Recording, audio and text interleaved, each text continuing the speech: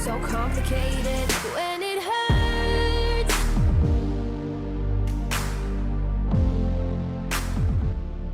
Oke, halo semua dan bertemu lagi bersama Gorioris di MotoGP 24 untuk karir episode ke-96.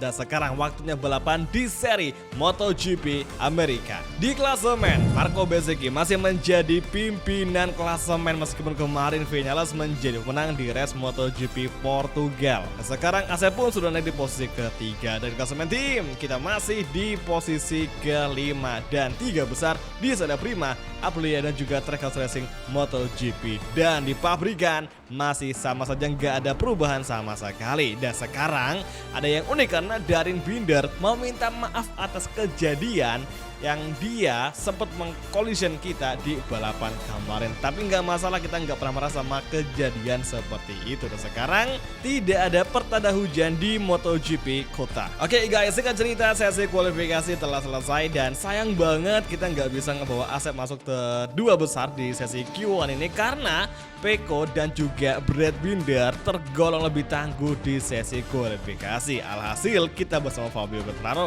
akan start dari urutan ke-13 dan juga ke-14.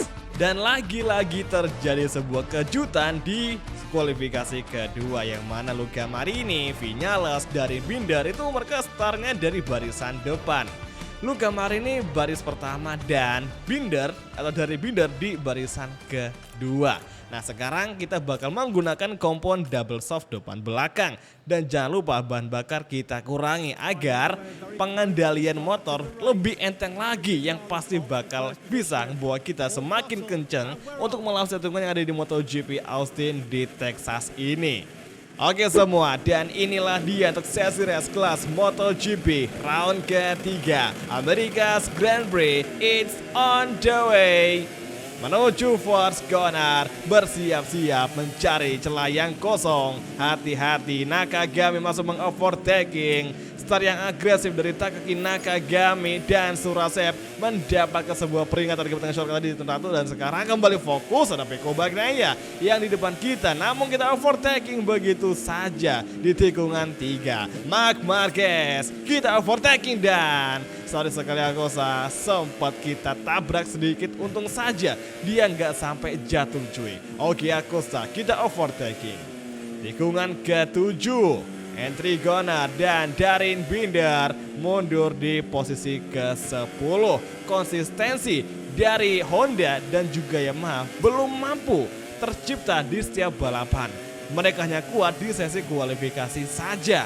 Kalau dipikir-pikir memang sih, misal kita ngeliat kepada performa-performa tiap pabrikan yang baru bisa bangkit, itu emang dimulai dari sesi kualifikasi. Kemudian step by step mereka akan segera mengoptimalkan seluruh tenaga dan nanti di race-nya bakal lebih stabil. Untuk sekarang Honda belum bisa stabil, mereka masih berjuang untuk bisa start dari barisan terdepan. Dan siapa sangka Darien Binder, Brad Binder nyaris kita overtaking, terutama Brad Binder yang hampir saja kita overtaking. Siapa sangka duo bersaudara yakni duo Binder bisa kembali bersatu di kelas MotoGP. Pernah dari Binder di kelas MotoGP, hanya saja dia turun kembali di kelas Moto2 karena performanya kurang bagus atau kasarnya kurang menjanjikan. Jadi wajar saja karena persaingan di kelas MotoGP sangatlah sengit sekali. Oke, sekarang kita akan fokus kepada Brad Binder terlebih dahulu. Perebutan tempat ke-9 akan terjadi. Last corner, lap pertama sprint race, dan kini keluar tikungan terakhir exit corner. Right device on, kita buru Binder di braking zone first corner. Inilah dia, kita blok pas Binder. Oke, bisakah kita overtaking? Dan Brad Binder mengambil racing line dari sisi luar. Luar biasa, Surasep berhasil mengambil tempat ke-9. Sekarang fokus kita pada Luca Marini yang menjadi wakil rider Repsol Honda. Inilah dia step by step, serang kita seretang dan sekarang overtaking bisakah, dan masih belum bisa. Bersabar dulu. Sekarang dari inside lah kita masih mengovertaking dan hampir saja bisa. Luca Marini cukup tangguh bersama Alex Rins, akhirnya setidaknya minimal ada 3 wakil dari pabrikan Jepang yang masuk di 10 besar. Namun sekarang Darin Binder di posisi 11. Oke, ini kayaknya bakal kena di lurusan ini. Langsung saja kita full gas dan RHD on. Kita buru Luca Marini. Let's go. Honda Repsol kita overtaking dari sebelah kiri. Kita langsung overtaking, nice sekali. Dan kemudian di braking zone tikungan ke-12, Alex Rins pun kita overtaking. Cukup mudah mengasapi duo pabrikan Jepang, yakni Honda dan juga Yamaha.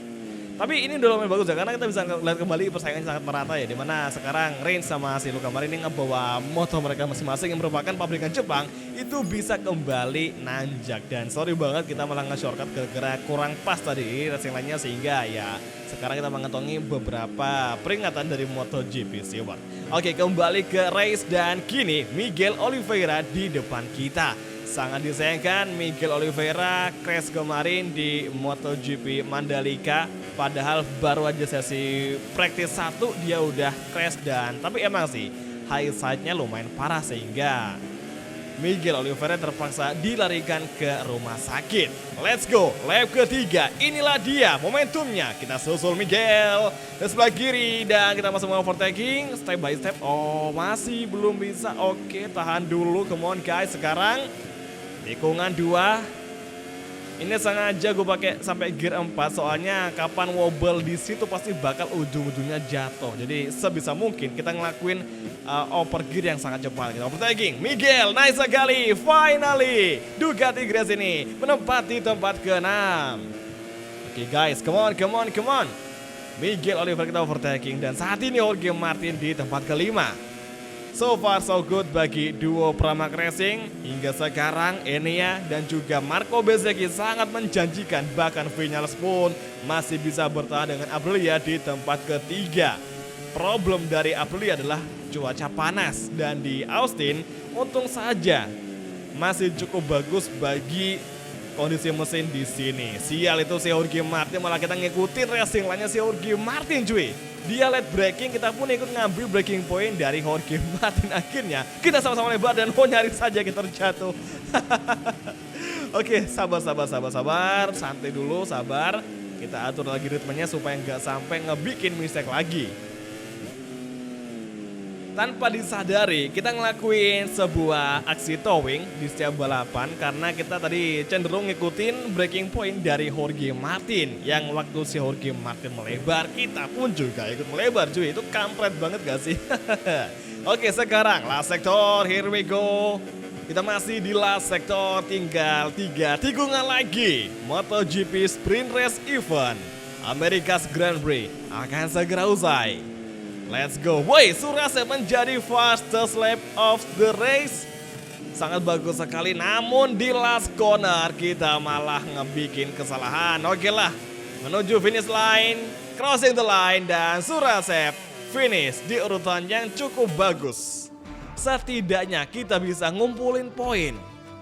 Ini ya, Marco Bezzecchi juga Vinales masih menjadi yang paling unggul. Wajar saja mereka sangat konsistensi dengan performa mereka masing-masing.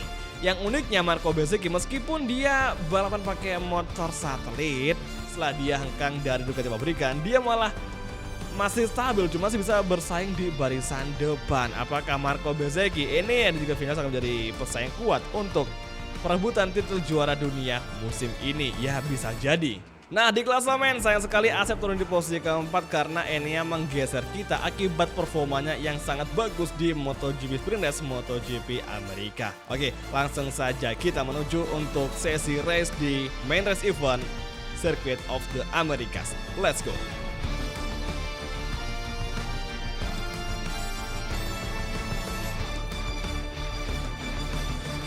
Here we go guys, tibalah kita di starting grid untuk MotoGP Main Race Event di Circuit of the Americas. Dan sekarang round ketiga akan segera berlangsung. Hari ini kompon ban depan kita paksain pakai kompon ban soft, belakang medium. Gunanya supaya bisa untuk menjaga kestabilan ban belakang karena medium gue rasa cukup bagus untuk balapan di kondisi suhu seperti ini. Kalau gitu langsung saja kita mulai round ketiga Main Race Event Oke semua, dan inilah dia main race event round ketiga America's Grand Prix Ducati Grace ini. Asep Surasep, it's on the way. Start ke-14 nggak masalah, langsung saja kita manuver di turn 1. Sebisa mungkin kita bakal mengambil beberapa overtaking sekaligus. Nice sekali, dan sekarang akhirnya Surasep menempati posisi ke-12. Kita dari sisi luar kemudian masuk ke Sikin ini. Hati-hati, oke, hati-hati, kalem. Oh, Rins agresif sekali. Manuver dari Alex Rins, ya ampun, kita melanggar shortcut. Dan satu peringatan kita kantongi dari MotoGP Stewart. Semoga aja gak sampai maksimal 5 peringatan cuy. Oke, Brad Binder dari depan kita dan Marc Marquez di posisi ke-7. Sementara itu Marco Bezzecchi menjadi pimpinan race, diikuti oleh Vinales dan juga Enea Bastianini. Let's go, high speed corner, full gas kembali, right device on, mencoba late braking, dan kini giliran Surasep menyerang Brad Binder dari inside line. Nice sekali, sekarang exit corner, dan masih kembali Brad Binder menghadang kita. Tapi cukup mudah bagi Surasep untuk melap kembali tempat ke-8 dari Brad Binder. Sekarang giliran Marc Marquez dan juga Luca Marini. Langsung kita overtaking. Tumben sekali Luca Marini masih stay di tempat ke-6. Luar biasa Luca Marini, sangat menjanjikan. Dia tengah menghadang duo Grace ini. Namun sekarang, ternyata Luca Marini gagal memberikan perlawanan balik kepada Ducati Gresini Rider. Dan sekarang Marc Marquez tengah dihadang oleh Luca Marini untuk perebutan tempat ke-7. Let's go Marc, come on. Semoga kamu bisa untuk mengovertaking atau menyusul Luca Marini agar kombinasi poin kita bisa di posisi pertama untuk klasemen tim Ducati Gresini. Oke, last corner menuju lap kedua, here we go. Right device on. Asep masih mengisi tempat ke-6 hingga sekarang. Dan Francesco Bagnaia di tempat ke-5. Lap kedua berlangsung. Akankah Surasep bisa merebut tempat ke-5 dari Francesco Bagnaia? Sementara itu, Marco Bezzecchi, Vinales, dan juga Enea Bastianini masih mengisi 3 besar. Hingga sekarang, kita belum pernah sekalipun untuk menginjak atau menaiki podium tertinggi di setiap balapan 3 race awal ini. Tapi cukup wajar karena emang persaingan di musim ini terbilang lebih sulit daripada musim-musim sebelumnya. Bahkan kita kemarin podium di MotoGP Austin itu karena hibah dari Marc Marquez. Namun di Portimao entah kenapa kita ngerasa sangat klop sekali dengan Ducati Grace ini. Alhasil kita bisa menjadi sangat kencang sekali dan meraih podium di main race event MotoGP Portugal. Itu kayaknya pertama kali gue ngerasa sangat-sangat cocok, sangat-sangat nyaman sekali di motor MotoGP di sirkuit Portimao di Algarve di Portugal Grand Prix. Dan sebelum-sebelumnya gue gak pernah ngerasakan hal seperti itu. Oke guys, Jorge Martin terjatuh di tikungan ke-12 tepat di depan mata kita. Jorge Martin terjatuh kawan-kawan. Sangat disayangkan, Red Bull KTM Factory mengalami sebuah musibah di MotoGP Amerika. Secara nggak langsung menjadi sebuah bukti bahwa Jorge Martin masih belum merasa nyaman dengan tunggangan barunya, yakni R19 yang merupakan motor bekasnya Asep Surasep. Oke, 2 tikungan terakhir untuk lap kedua di last sector. Entry corner, kemudian menuju tikungan terakhir, entry kembali, dan inilah dia manuvernya. Kita overtaking Pecco Bagnaia, dan di exit corner Ducati Factory masih merasa jauh di depan kita. Namun sekarang di entry corner kita susul Pecco, kita blok pas perlahan, hati-hati entry corner, dan nice sekali, cukup stabil. Dan sekarang di tikungan kedua entry corner kembali, hati-hati. Inilah dia tikungan berkelok-kelok, tikungan double chicane yang sangat tricky sekali. Kita tidak boleh bikin sebuah mistake, dan Pecco masih menahan laju kita. Luar biasa, pertahanan tembok dari Italia sangat kuat sekali. Desmo Sedisi versus Desmo Sedisi, dan Pecco kembali mendefense. Go free masih kembali melawan. Astaga, sengit sekali. sepertinya kita bakal kesulitan untuk menghadapi Peko saat ini. Karena aksi pertahanan Peko atau perlawanan balik Peko benar-benar kuat sekali. Kita mungkin bakal kehilangan race pace, tapi nggak masalah, kita bakal sebisa mungkin maksimalin battle dengan Peko Bagnaia. Gila, defense-nya Peko kuat sekali. Kayak dia tuh pintar untuk melawan balik seperti Peko yang asli di MotoGP official. Nah sekarang inilah dia, kita overtaking masih belum bisa. Nampak jelas defense dari Peko sangat jelas-jelas kuat sekali, super agresif.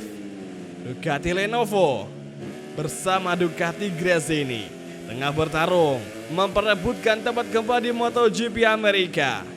Entry corner tikungan ke-16. Lap ketiga akan segera usai. Pergantian direksi ke kanan, tikungan panjang. Inilah tikungan paling tricky untuk ban kita karena disinilah ban kita akan masuk di zona stres yang itu akan ngebuat ban kita terkuras dengan sangat cepat sekali. Kemudian last sector menuju last corner. Hati-hati, Peko ngapain? Dia nge-breakingnya early banget, sengaja banget buat nge-break tes kita cuy.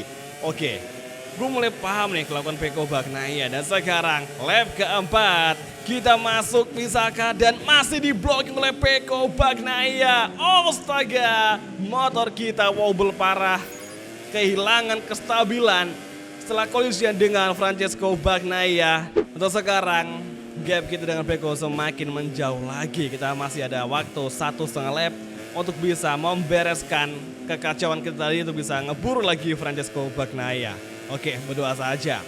Nah sekarang yang menjadi pimpinan race adalah Maverick Vinales, kemudian Bezzecchi. Ini ya di urutan 2 dan juga ketiga. Akankah ini menjadi kemenangan kedua bagi Maverick Vinales di karirnya MotoGP musim ini? Ini sangat bagus sekali karena bakal ngebikin Maverick Vinales menjadi pimpinan klasemen, menggeser riders dari Ducati Pramac. Menuju tikungan ke-12, kita mencoba late braking dan inilah dia momentumnya. Surasep semakin rapat dengan Peko Bagnaia. Bersabar dulu, mencari momentum yang pas untuk mengovertaking atau menyusul Ducati Lenovo atau Ducati Factory Riders. Kemudian menuju tikungan yang sangat tajam alias tikungan ke-16. Kemudian menuju tikungan panjang ke arah kanan yang merupakan sektor awal untuk sektor keempat. Here we go. Asep Surasep masih menempel Peko Bagnaia dan kini kita susul dari sebelah kiri dan masih belum bisa. Oke, tahan dulu, sabar dulu. Kita cari momentumnya untuk bisa menyusul Francesco Bagnaia. Dan di last corner inilah dia momentum yang akan segera kita laksanakan. Dan Peko noleh ke belakang, what happened? Apakah dia mulai khawatir dengan kehadiran si Asep yang kembali mulai menyusul? Kita ambil dari luar. Kita bakal langsung ngambil inside di Saka dan astaga kita kurang pas momentumnya. Kemudian exit corner menuju tikungan 3, entry corner lagi. Inilah dia, come on, tikungan 3, tikungan chicane yang sangat tricky sekali. Oke, nice. Kemudian tikungan kelima masih Peko mendefend serangan dari Asep. Hingga sekarang Asep masih cukup kesulitan untuk mengovertaking Peko Bagnaia. Sektor 2 menjelang tikungan ke-7, inilah dia saat-saatnya yang harus dilaksanakan untuk mengovertaking. Kalau dari sekarang kapan lagi? Oke, inilah dia tikungan ke-9, menanjak kembali, masih menempel Peko Bagnaia. Tanpa ampun, Asep menyusul dan mengovertaking di sini. Kita langsung overtaking dan masih sabar dulu. Oke, inilah dia, kita ambil inside line. Finally terjadi manuvernya. Yes, akhirnya Peko kita asapi, kita overtaking di exit tikungan ke-11. Come on guys, setengah lap lagi, race MotoGP Austin akan segera usai. Maverick masih menjadi yang paling kencang untuk saat ini.